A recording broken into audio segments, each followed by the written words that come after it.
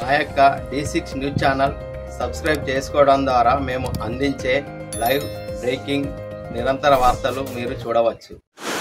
అమ్మ మాట అంగన్వాడీ బాట కార్యక్రమంలో భాగంగా అంగన్వాడీ కేంద్రాల్లో ఎగ్ బిర్యానీలు గుమగుమలాడాయి. ఎండాకాలం సెలవులు ముగియడంతో రాష్ట్ర వ్యాప్తంగా బుధవారం అంగన్వాడీ స్కూళ్లు ప్రారంభమయ్యాయి.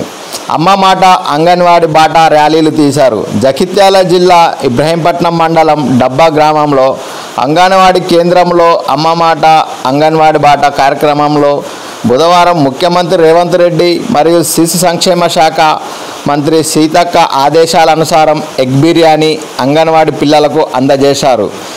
చిన్నారులకు మంచి పౌష్టికాహారం అందించాలన్న లక్ష్యంతో రాష్ట్ర ప్రభుత్వం అమలు చేస్తున్న ఎగ్ బిర్యానీలను ప్రతి అంగన్వాడీ కేంద్రాల్లో ఇక నుంచి తయారు చేయనున్నారు.